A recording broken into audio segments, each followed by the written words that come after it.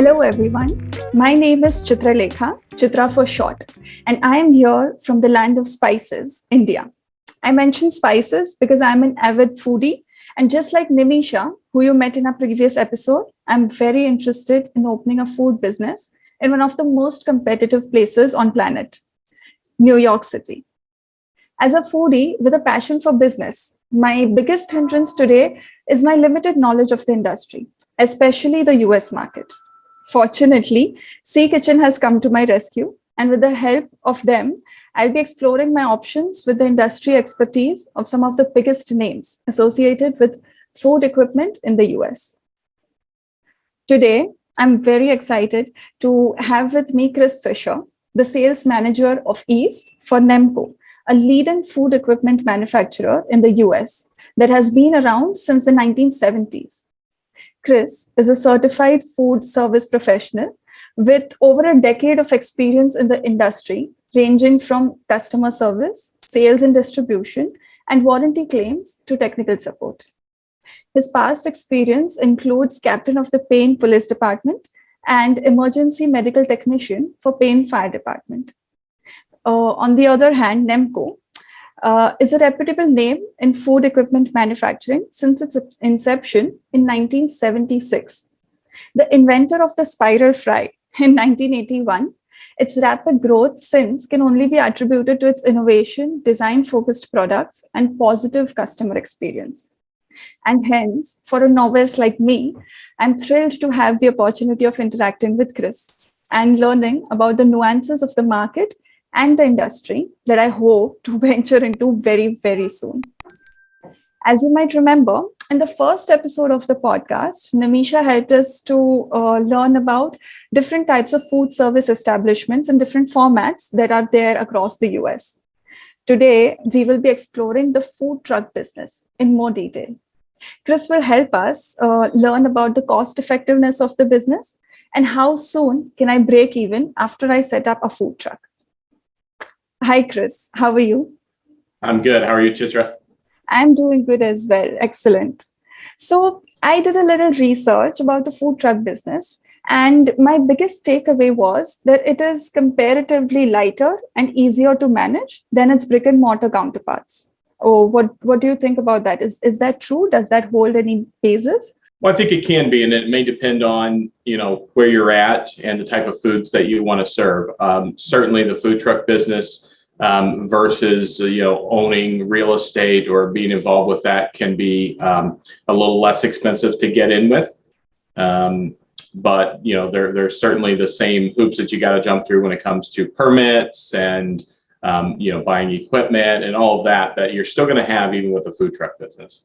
Oh, that is one of my questions and one of my doubts, that how difficult is it to procure different licenses, and what kind of licenses are there? For example, if I talk about New York, and does it vary from city to city as well across the US market? Well, it does vary from city to city across the US market. Luckily, New York is not one of the most difficult cities to get your food truck license in.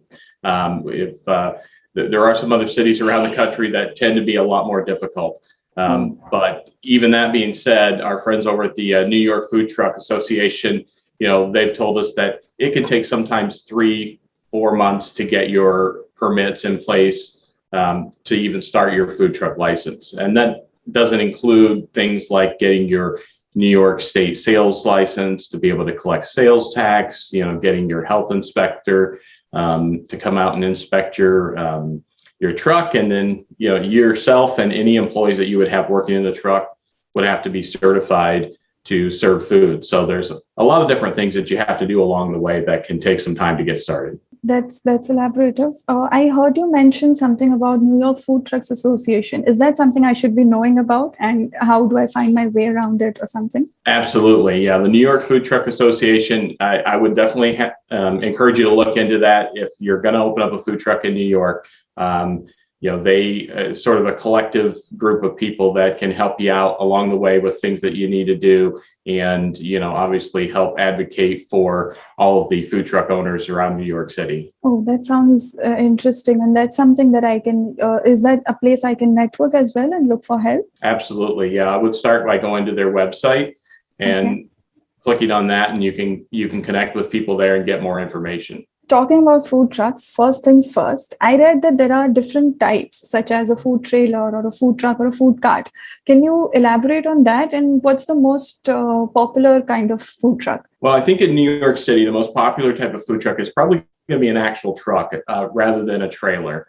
And that may depend on the type of foods that you want to serve. But the most difficult thing is being able to get in and out of areas and find parking space. So if you have a truck that you could drive in and out, it's going to be a little easier to maneuver around the city and probably give you a little more versatility. Okay. Now, that being said, the size of trucks can vary a lot. You may have something as small as a 14-foot truck and as large as, a 34-foot truck. So if, depends on how many people you're going to have working in the truck with you, and the types of food that you're going to be serving, that you'll have to take into consideration to how much room you're going to need. Also, talking about the kind of automobile or the kind of vehicle that I would use, I read about it that some of the popular choices are Volkswagen Beetle bus or a Caravan. Do you have any opinion about that, or something that's outdated or I should not be looking at? For the type of cuisine? For the type of vehicles. Well, I think that it's going to probably depend a little bit on what you can get. So there's people that specialize in building out food trucks. Okay. If you're going to go with a brand new truck, if you don't have the experience with remodeling and fabricating and doing that yourself, you're going to want to work with some of these people that do that. They specialize in that. The other thing is that you may be able to find a good deal on a food truck that's been used and repurpose it, repaint it or wrap it and put your own logos on it. And that may be a little more economical way to go. You could be looking at anywhere from $100,000 for a used food truck and upwards of $200,000 for a brand new one. Okay, got it. And like you mentioned, that the size really depends on what I'm planning to serve and how many people I plan to employ. What I was thinking was about serving some fast foods like panini grills or donuts, and some beverages to go with it, like cold coffees and shakes. Would you happen to have any advice on what I should or should not be including? And if this is what my menu looks like, is there any advice that you would give me about the size of the truck? Well, those are all great things that I think appeal to a lot of people. But some of the most successful food trucks happen to be food trucks that specialize in a specific type of cuisine. Oh. So you want to look at that. That's going to help you build your following. The other thing that you want to consider is profitability. Mm-hmm. Burgers tend to be the most profitable item, or one of the most profitable items when it comes to food trucks. But there's specific types of cuisines that do really well. Coincidentally, Indian street food tends to be one of the top 5 when it comes to food truck cuisines. So if you've got any experience in Indian street food, that may be something that you want to consider. Those type of things tend to do really well.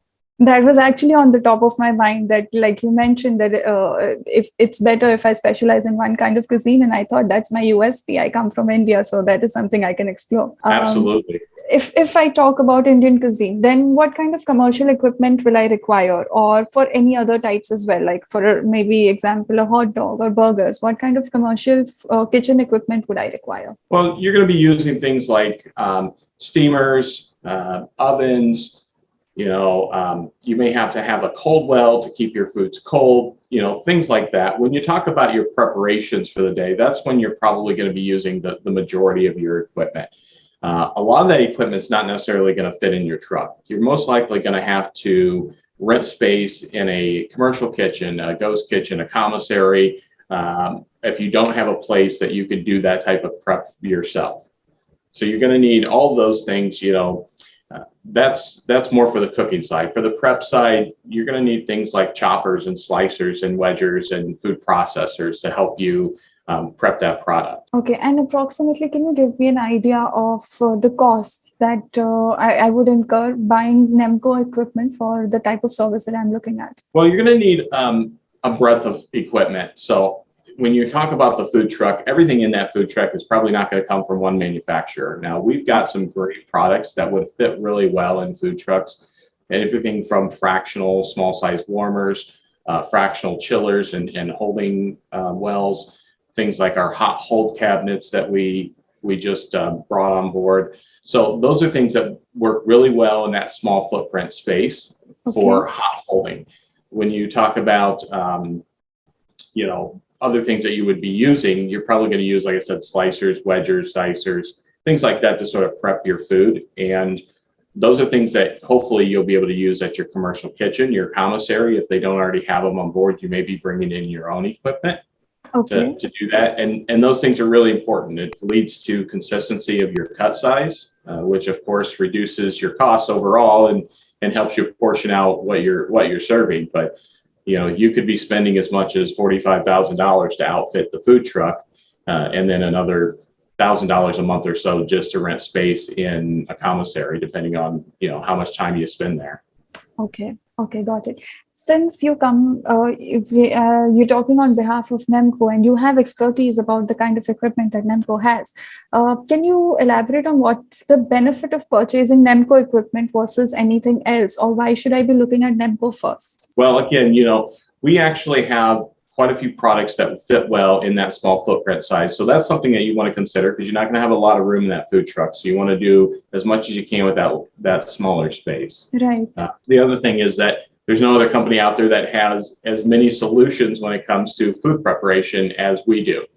Okay. So, if you're doing specialized cuts, whether it's, you're cutting a lot of green onions, or, if you're slicing a lot of regular onions or tomatoes, or if you want to dice something really soft, like say a banana in a food processor, we have solutions for all of those things. And there's certainly other products on the market, but nobody else has as many different solutions for your needs as we do. Oh, wow. That actually sounds very interesting and very, very diverse range of equipments that you would have. Because like you mentioned that if it's an onion, or for example, it's a banana, there's also a difference. It's not just the regular chopper that I would use for both the things.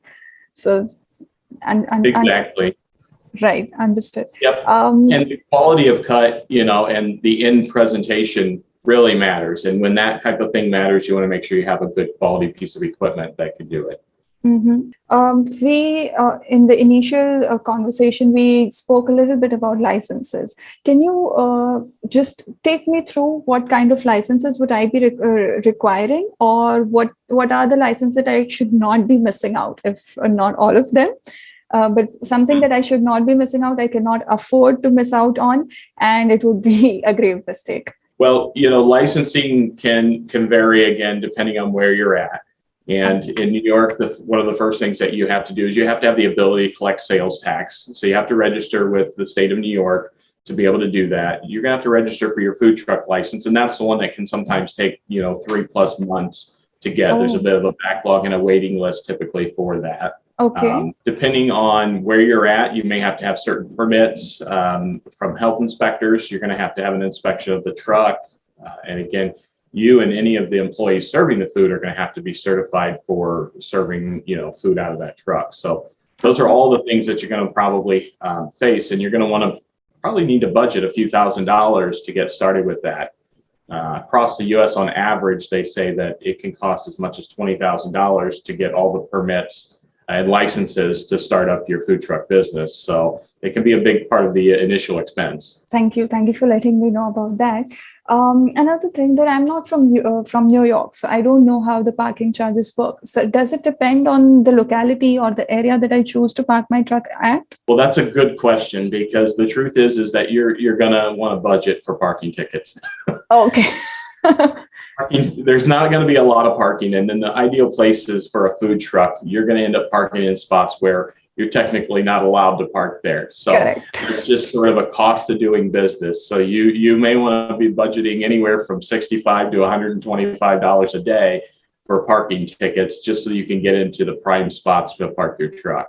Oh my God. And then would you have any advice? Because like you said, that if it's a prime spot, obviously there would be some competition of which truck gets there first. So there's no designated place for a truck. Is it first come, first serve basis? It is first come, first serve. So some food trucks will get there in the middle of the night and park, and you have to be with your vehicle at all times. So you may find yourself sleeping in the truck for a few hours before you open up in the morning.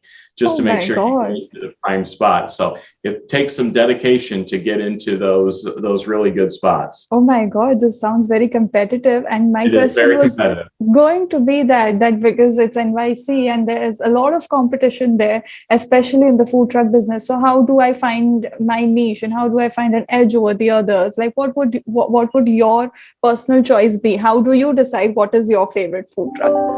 Well, I think what really matters is if you're able to build a loyal following, Okay. so you have a cuisine that people love, if people like it, and that's going to be the starting point. Obviously, you have to like the food that you're serving. And as you do that, and you build out your social brand, that can really help to drive business to your food truck. So people will seek you out. And then obviously it's going to take a little bit of time. So 3 to 6 months it might take before you really start to be profitable and to really start to, on a daily basis, see enough income coming in to pay for the daily expenses. So once you do that and you figure out, okay, this is a spot where I have a lot of good customers that like me, or I'm here one day, I'm at another spot another day, and people are seeking you out. That's the kind of thing that, if you can get to that position, you can be very successful. Okay, I have one more question that like if I am changing my spot every day, does my licenses, give me a boundary? Is it that if I have New York licenses, I cannot cross the border? Yeah, correct. If you've got a New York license, you wouldn't want to say crossover and work in New Jersey without also having licenses for, other states. So you are going to have to keep it to New York, and you may even have to keep it within the boundaries of New York City and that health district. Coming from a warmer country, I'd like to know that what to do in winter with a food truck business, how to make sure that I still do have a business happening and that my kitchen is running successfully. Well, food trucks that are in warmer areas of the country do tend to do a little bit better across the entire year. So that's definitely a consideration that you want to think about. But there's still a ton of people in New York City that are looking to be fed even throughout the winter months. So if you're willing to be out there, you're going to have some customer bases. But there are other opportunities, and during those winter months, there's a lot of companies that may be having a luncheon for their employees or catering a dinner. So if you can build a little bit of a brand and a following and make some connections, you may be able to subsidize the food truck business with some of those catering opportunities during those months. Okay. The other alternative is you could be what we call a snowbird here in the US. And that's where you go south for the winter and you find a warmer state for a few months to stay in. So maybe you want to go down to the Carolinas or to Florida for a few months and enjoy the warmer weather and do that. And you might be very successful with that. But keep in mind, that's a whole nother set of permits, licensing, and everything that goes along with it. So there's a little bit of setup cost involved for that. Oh, so food truck business is not as easy as I was thinking it is. Unfortunately, I don't think anything in food services is very easy. There's certainly it takes a lot of work, but it can be very rewarding. And I'm fortunate that I have somebody like you to guide me through the process. Well, I'm happy to help you with my limited experience in it, and anything that we can provide you with. It definitely helps. Another question that I had is that is there any time frame that only during these times I can do my business? For example, say 10 to 5 or in the evening 6 to 10 only I can do my business, or once I have a license I can keep my food truck running for the all 24 hours. When it comes to food service, you're good to go. You can run that whatever times that you feel like are profitable for you. Obviously, there's got to be enough people out there for you to really warrant wanting to do that business. But I don't think you're limited to any specific time of day or days of the week. Oh, that's great. Given the kind of competition that there is already in the market, how long do you think would it take me to reach my payback or reach my break-even point? And approximately how much does a food truck business earn in 1 month? It's probably going to take you 3 to 6 months to build your brand and to really get to the point where you're profitable on a daily basis and you're paying out the expenses that it costs, your food, your parking tickets, if you're getting those, your gas, employee wages, things like that. So some of the most successful trucks are earning $20,000 to $50,000 a month. And I think Okay. that if you're doing one of those cuisines, like say Indian street food, that's one of the top five, and you're able to build a brand and a strong following, you could certainly be in that range of that $20,000 to $50,000 a month. But all that being said, you're probably still looking at not being profitable, not earning all of your money back that you initially invested until you're somewhere in that second year range. Okay. I hear you mentioned that Indian cuisine is in one of the top five. Can you give me an idea of what are the other top cuisines that go out and do a good business? Yeah, obviously, burgers tend to be one of the top ones here in the U.S. It's very popular food that appeals to a lot of different people. There's a lot of different versions of that. So, we obviously have things like Beyond Meat and plant-based burgers that appeal to people. So you can have a wide variety and still be able to appeal to any particular people's taste. Right, So right. on top of that, those tend to be some of the more profitable ones. So that's always a good one to think about. Indian cuisine, Hispanic cuisine does really well. So things like taco trucks tend to do really well. And of course, the quick grab and go things like paninis, sandwiches, those do well as also. So you want to think about things that are easy to serve and quick, because the faster you can get people out the window and you can get the next one up there, the more profitable you're going to be. Oh, that sounds great. One thing that I wanted to know is that the global pandemic, we cannot ignore it. How do you think has the coronavirus pandemic changed the food industry business, or if we talk about food truck businesses in specific, especially at least in India, we are witnessing hybrid model of working. So not a lot of people are leaving their houses anymore. So how would that, in your opinion, affect the businesses? Also, how would that affect the customer's mindset about buying food that's being made outside, for example, in a food truck? Well, here in the U.S. and especially in places like New York City, it had a great impact on a lot of food businesses. As you mentioned, a lot of people are doing the hybrid role where they're not necessarily going to the office every day. They may be working from home. But one of the things that we've seen is a big shift towards to-go orders. So people are ordering product, they're ordering food, getting it delivered rather than going and eating out. And a lot of people were doing that more frequently to support a lot of their favorite businesses. So that may be something to consider when you get into the food truck side, is also partnering with a third-party delivery service, and the slow periods of the time, like maybe winter months, or if you're in a specific area, a specific borough, you may be able to offer delivery of your product within a certain area. And especially, again, once it comes to building your brand and getting your name out there and people know who you are and they will seek you out. And if they see you on, some of those delivery services like Grubhub and Uber Eats and, a lot of the other ones that are out there, they'll be looking for you. Or if they're scrolling through there, they'll see your truck's name and go, oh yeah, I remember that. That's a really good, and so you may have an opportunity to service that, and that may be done out of the truck, or it may be done out of a ghost kitchen or a third-party commissary. Fingers crossed that I can reach that spot where people know my food truck's name.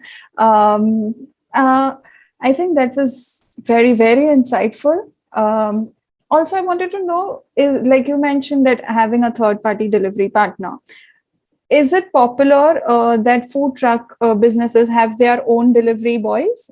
Do they do their deliveries on their own? Is that an option that I can explore, you think? It is an option. I think that the cost sometimes, you can partner with local delivery services. And obviously there's the large national brands like the few that I mentioned, Postmates, like that. The advantage you have around New York City, there are a lot of delivery services that you can connect with. So there's a lot of opportunity there to do that. Taking on the expense of a delivery person and having another employee sometimes can be a little cost prohibitive, and that's where those services can benefit you. But if you find that in a specific area, it warrants it. Yeah, you may be able to bring on your own delivery person, especially for certain days of the week or maybe certain hours of the day where during those rush times you have a delivery person that's doing those deliveries directly for you. Mm-hmm. That's a lot of information that I've gathered for one 30-minute from one 30-minute conversation.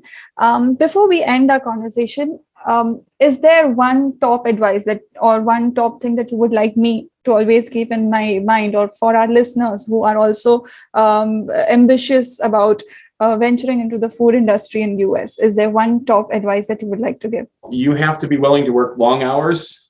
You have to be willing to, to live pretty meager for the first couple of years of getting your business off the ground in most areas, because most of the time you're going to be putting all of your profits and your money that you're making on a weekly, daily basis back into the business. You also have to make sure that you have plenty of capital when you start to get you through that first year or so, because you may not be bringing in enough to pay for all your operating expenses. So before you start out, just make sure that you've got those funds in the bank, you've got them available to you to keep running the business, and you're willing to put those hours in. If you've got that in place and you're willing to do the hard work, it can be a very rewarding business, but it may take you a couple of years to get off the ground. There was a lot of valuable information, and I truly thank you for your insights. I shall now go ahead, analyze, let all of this seep into me and what we have discussed, and I'm sure it's going to help me make a little more informed decision than I would have made otherwise. Thank you so much for your time. It's been my pleasure. And best of luck. Thank you so much for your time, Chris. Thank you, and have a great day.